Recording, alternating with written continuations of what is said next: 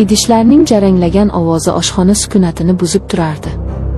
Anvarim Toshkentga ketganiga 1 oy bo'ldi. 1 oy men uchun go'yo bir asrdek o'tdi. Dastlab vaqt tez o'tayotgandek edi, ammo endi har bir kun, har bir soat cho'zilib, asablarimni tarang tortardi. Qizim, choy damlab keling, boshim qattiq og'riyapti.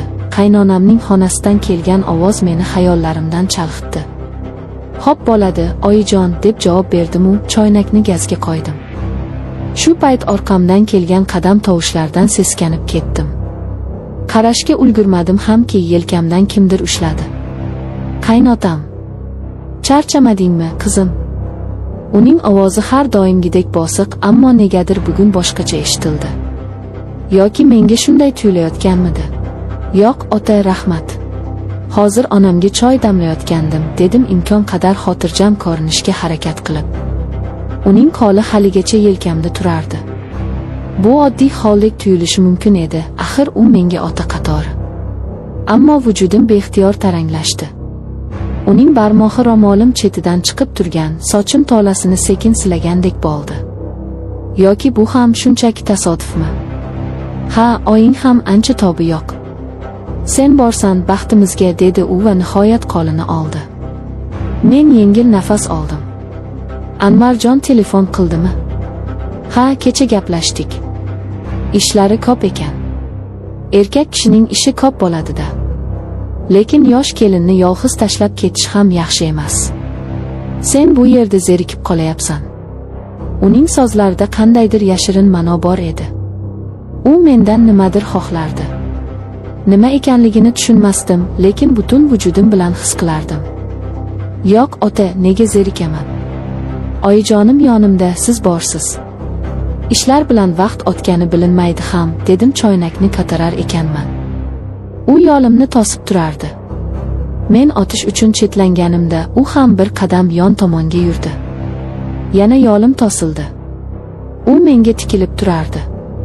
Nigohida nima borligini anglay olmasdim. Rahm, shafqatmi? Yoki boshqa narsami? Bu nigohdan tanam muzlab ketdi. Baribir, yolg'izlik yomon, dedi u ovozini biroz pasaytirib. Ko'zlaringda dard bor, qizim. Buni men ko'rib turibman. U qo'lini uzatib yuzimga yaqinlashtirdi. Men bir qadam orqaga tashlashga majbur bo'ldim. Otajon, choy sovib qoladi, dedim bahona qilib va tezda uning yonidan o'tib, qaynonamning xonasiga yo'l oldim. Yuragim gupillab urardi. Men noto'g'ri o'ylayapman. U shunchaki qayg'uryapti. O'zimni shunga ishontirishga harakat qilardim. Kechki ovqat payti yana o'sha holat takrorlandi. Qaynonam dori ichib barvaqt xonasiga kirib ketdi. Biz qaynotam bilan dasturxon atrofida yolg'iz qoldik. Sukunat cho'kdi. Faqat qoshiqlarning likopchalarga urilishidan chiqqan ovoz eshitilardi. Ovqat juda shirin chiqibdi, qo'llaring dard ko'rmasin, dedi u sukunatni buzib. Rahmat, otajon. Osh bo'lsin. U menga sinchkovlik bilan tikilib qaradi. Anvar, sening qadringga yetarmikan o'zi? Bunaqa shirin taomlarni sog'inayotgandir.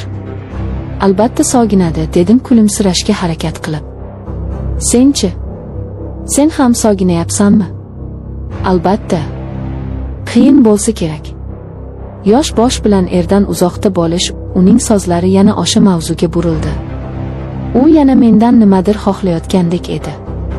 Uning maqsadi nima? Meni ayashmi? Yo'q, bu oddiy achinish emasdi.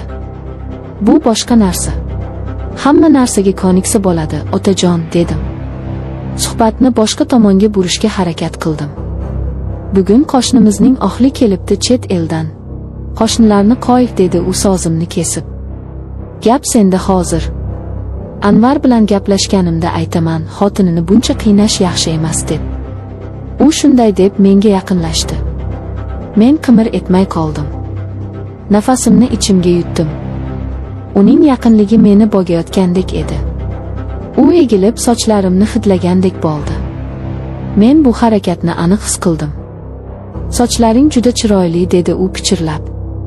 Uning issiq nafasi bo'ynimga urildi. Keyin u barmoqlarini yelkamga qo'yib, sekin pastga, qo'lim tomonga yurgizdi. Men tosh qotgandim.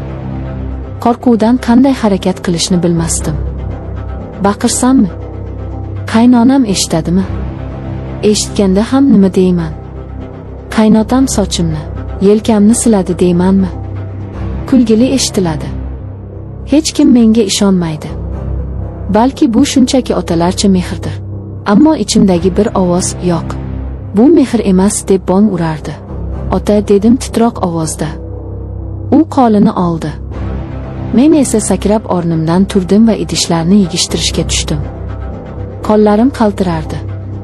Bir piyola qo'limdan tushib chil-chil sindi. Voy deb yubordim beixtiyor. Ehtiyot bo'l, qizim, qo'lingni kesib olma, dedi u xotirjamlik bilan. Uning yuzida hech qanday o'zgarish yo'q edi. Go'yo hech narsa bo'lmagandek. Balki rostdan ham hech narsa bo'lmagandir. Balki bu mening xayollarimning mahsulidir. O'sha kecha uxlay olmadim. Har bir sharpa, har bir tovushdan chochib tushardim. Qaynotamning nigohi, pichirlashi, teginishlari ko'z oldimdan ketmasdi. U mendan nimadir xohlardi. Bu aniq edi. Lekin nima? U ochiqchasiga hech narsa demayapti, faqat imo-ishoralar, ma'noli qarashlar. Bu savollar meni yeb bitirardi. Ertasi kuni o'zimni qo'lga olishga qaror qildim. Balki kecha charchagandirman. Balki Anvarni sog'inganim uchun hamma narsadan yomon ma'no izlayotgandirman. Kun bo'yi o'zimni ish bilan chalg'itdim. Kechki hovlida kir yuvayotgan edim. Qosh qorayib qolgan edi. Hali ham ish qilayapsanmi, qizim? Orqamdan kelgan ovozdan butun tanamga titroq yugurdi. Yana u. Men unga qarab javob berishga o'zimda kuch topa olmadim. Faqat boshimni egib ishimni qilaverdim. U yonimga kelib chelakni ko'tardi. Bo'ldi, yetar. Kerak emas, otajon, o'zim, dedim. Sen juda zaif ko'rinasan, dedi u chelakni yerga qo'yib. Senga gamxo'rlik kerak. Anvar uzoqda. U senga gamxo'rlik qila olmaydi.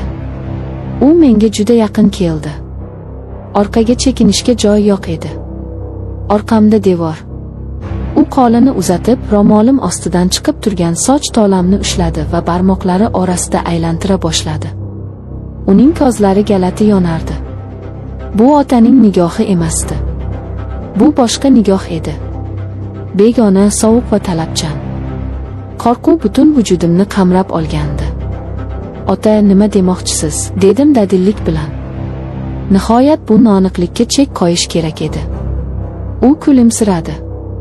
Ammo bu tabassum yuziga yopishmagandek soxta edi. Hech narsa, qizim. Shunchaki senga achinayapman.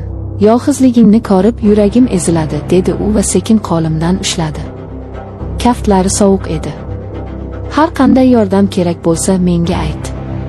Tortinma, dedi. Go'yo bu so'z bilan o'zining barcha harakatlarini oqlamoqchi bo'lgandek. Uning bu so'zlari va harakatlari bir-biriga zid edi. Uning tanasi bir narsani aytsa, tili boshqa narsani so'zlardi. U mendan nimadir xohlardi. U qo'limni qo'yib yubormasdan mahkamroq qisdi. Oyijonni oldiga kiring, otajon. Sizni kutyapti, menimcha, dedim. O'zimni undan tortib olishga harakat qilib. U bir soniya jim qoldi. Keyin sekin qo'limni qo'yib yubordi. Ha, albatta. Borishim kerak, dedi u va hech narsa bo'lmagandek ichkariga kirib ketdi. Men devorga suyanib qoldim. Oyoqlarimda mador yo'q edi. Ko'z yoshlarim yuzimni yuvardi. Anvarga telefon qilsammi? Nima deyman? U ishonadimi? Endi men bu uydagi har bir soyadan, har bir tovushdan qo'rqardim. Chunki u mendan nimadir xohlardi. Va men bu nimadir nima ekanligini anglab yetgandek edim.